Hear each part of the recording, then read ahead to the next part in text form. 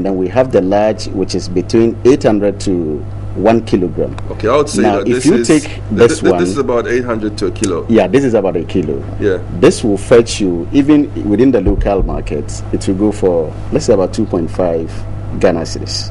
2 cedis, 50 pesos. 50 pesos within the local market. When you go to the ShopRite or Kuala, you buy this one for, let's say, 2.5. So these are on the market, Jamie? Yes, they are on the market. You've known about this? Yes. Okay, tell me about some of its uses. How is it consumed? What is it good for? Well, locally, you can, butternut is such a great product. You can use from the leaves to the roots. You can use the leaves to substitute our normal contombre, alefu, and other stuff. You can use the fruits to do something like what we've done right here, kaklo or tatale, and enjoy it with your beans. You can also have it in a mashed form for babies, as you can see it done right here. After 6 months, most mothers find it difficult to feed their babies, so you can just have this mashed, and it's so packed with nutrients so much that it's also good for pregnant women. You can also have it for smoothie. You can add soya milk to it if you so like, blend it, and it's a packed food. You can have it a whole day. The seed too is equally nutritious. You can roast it and chew it with your nuts, or just granuts or maize or anything, or just have it as a snack. You can powder it to add it to your cereals, or add it to your porridges for your kids at home, and you sprinkle it on your salads and your smoothies if you so wish. And it also has a lot of nutrients, about 33% of protein in a cup of butternut. Yes, I'm looking here at some of the nutrients, and it's amazing. It's got vitamin A, vitamin B, vitamin C, potassium. It seems to be like, pretty good for all kinds of things. It even is good for guarding against spina bifida in babies. Yeah. Now, why is it relatively unknown? Why is it less popular than it obviously should be? Yes, that's the idea of what we are doing right now, to create the awareness and then let Ghanaians know what it's used for, the health benefits you can acquire from it and all that. As now in the north, because it grows very well in the savanna area, in the dry lands. That's why SADC chose the dry lands, the northern part, and then now they are trying to see if they can grow the wetlands too. But gradually we are bringing it down south so that whole Ghanaians can get to know it. We are using the school, through the school feeding, so that they can substitute it in the Kale's meal, hospitals, prisons, you name it, so that we can have a whole rounder, and then people will get to know it faster and incorporate it in their normal meals at home. Okay, Dan, it's said that the way to a man's heart is through the stomach. Yeah. So did you try any of these preparations before deciding to invest in the butternut squash? I think it has become a meal in my home, in my house, since the beginning of the cultivation of butternut. I don't take any drink apart from the butternut drink. Are you sure? Yes. Dan, are you sure that you don't drink anything other than the butternut drink? I really you can put your hand on your heart and say that. Very well. Because you're wearing a yellow shirt. That's not it. But I just want to let you know that it is a very, very good drink. That when anybody tastes butternut drink, I think it will be placed first in the fridges of in our homes. And I want to challenge you to try it. Okay, I will try it. I will try it eventually. It looks like it could actually be quite nice. But let me ask you this, Mr. Nakpi, how easy is it to grow this butternut squash? Okay, it's easy to give you. Is it easy to grow? Do you need a lot of fertilizer, or can you just throw the seeds and it almost grows by itself? Yes, it's easy to grow with fertilizer and or other local manure. Can grow it. Can grow it with manure. Very fine to you. Like you get one seed, you can produce about 5 of them. From one seed? From one seed. And it grows quickly? Quickly. From 85 to 90 days, you can still get it. Okay, is it something that you are going to grow more? Yes, you can grow it more. But will you grow more? Yeah. You'll grow more? Yes, last year I tried. But this year, this other people come and support. Last year, I just half an acre. But this year, they come and support me with about 20 acres. From half an acre to 20 acres? Yeah. So are you making good money from this? Oh, now they support me to, I can feed my people and my school, to my children to go to school. Already I have 2 children that are qualified for university now. Congratulations. Yes, congratulations. I'm lucky that I entered this project. Okay. That's my lucky.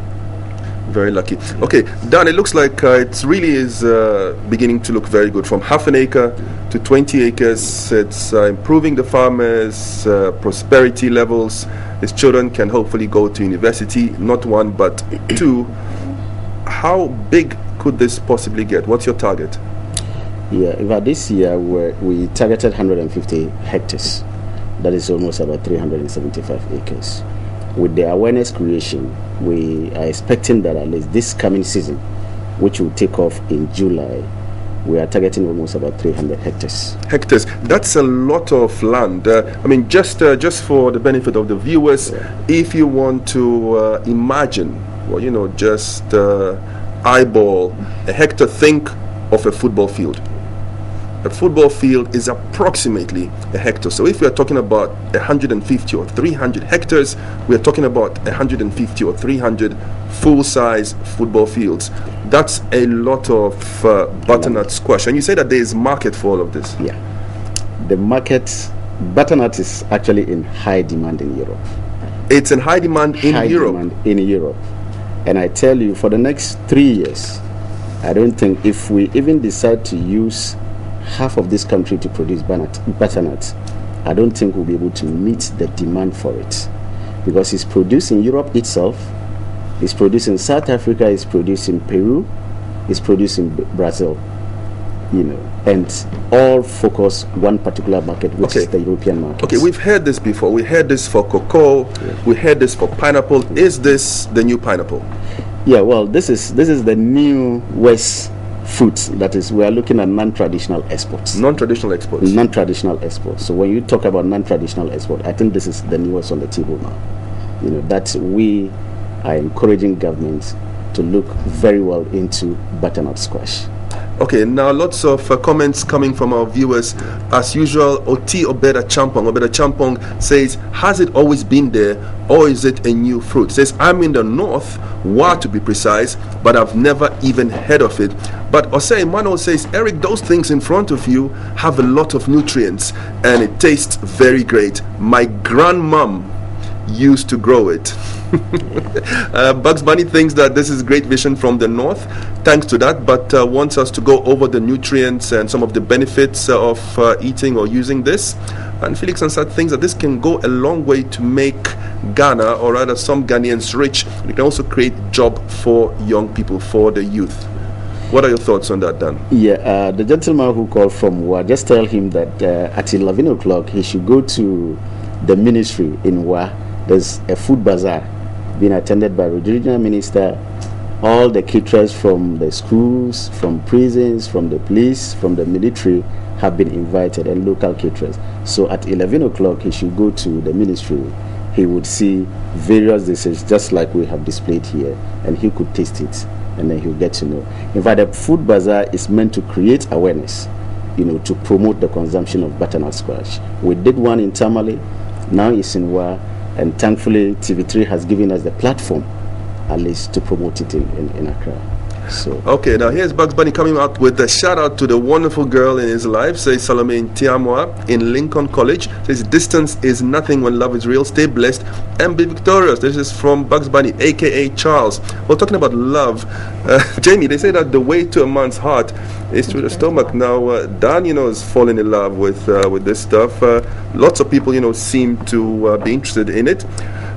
Tell me about some of the ways that it can be used again, and some of the benefits, just for the sake of those who might have missed you when you first spoke about this. Well, first you can just peel it, mash it, put it in your fridge, Anytime you're baking, you're preparing your stews, you can use it in place of tomatoes or garden eggs. You can use this instead of tomatoes or garden eggs. Or garden eggs. Yes, when they are not in season. And butternut is always, because it's grown dry and wet season. Okay, so it looks like a fruit, but it's actually used as a vegetable. Vegetable, yes. You can use it as a fruit and vegetable at the same time. Oh, both? Both. Is it sour when it's in its raw state? Is it sweet or sour? It's very sweet. You can even eat it in its raw state. It's very sweet. It has this sugary in it.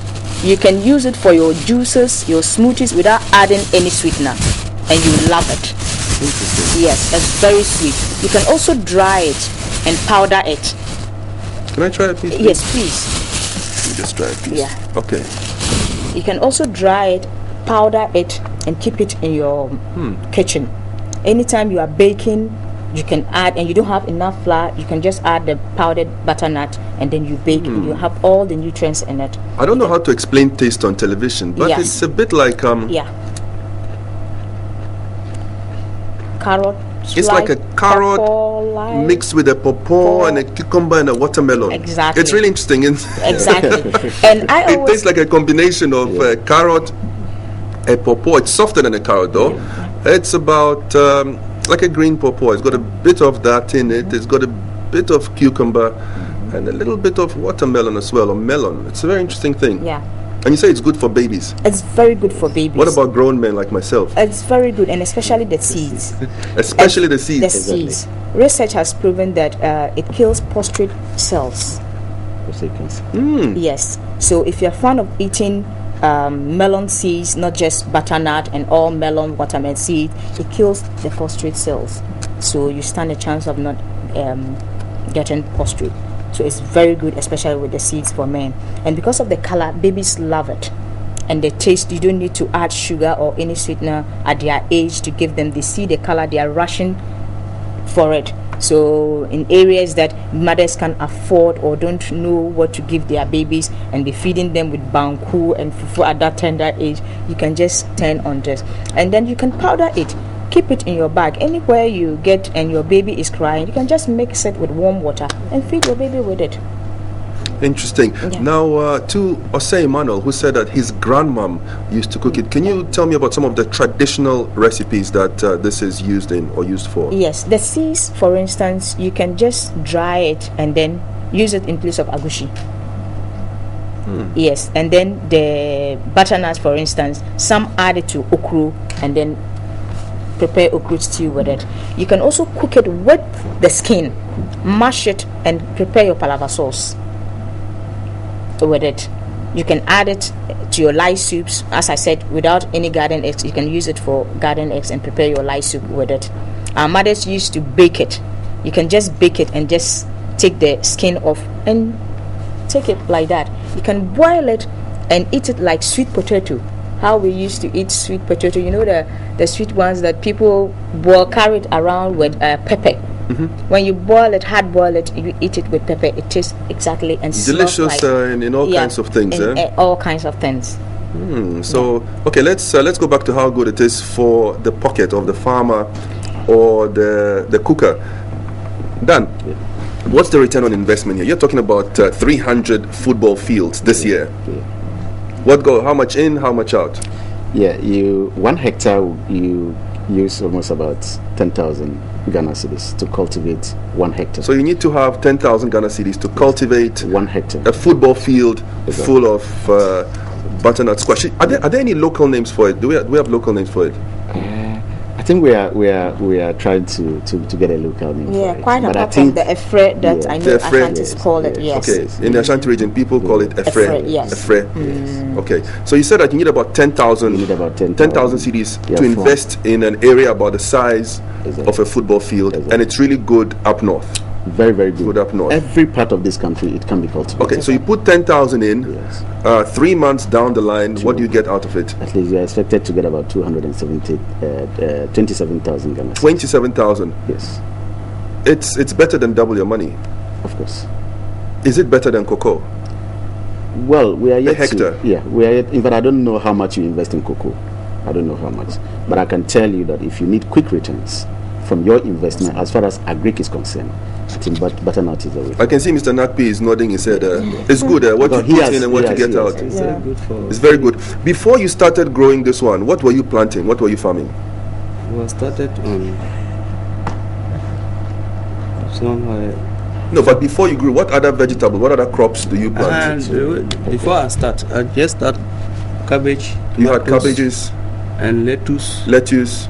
And all vegetables. Vegetables. You're a vegetable farmer. Yeah, I'm a vegetable farmer. Okay. Seriously.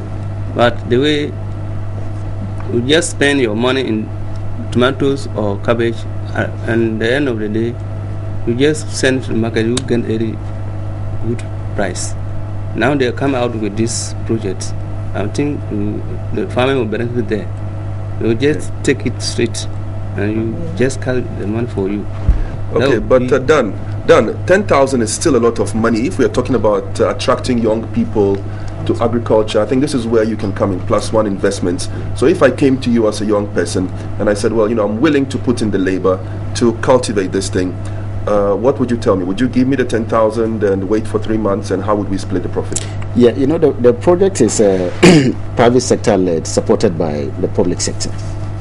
So we came out with the markets and then told the public sector that, look, they should look at demand-driven commodities, to encourage the young people, peasant farmers, to go into its cultivation. So it's not as if +1 has money sitting somewhere that it will use to support young people to go into farming or farmers to cultivate butternut.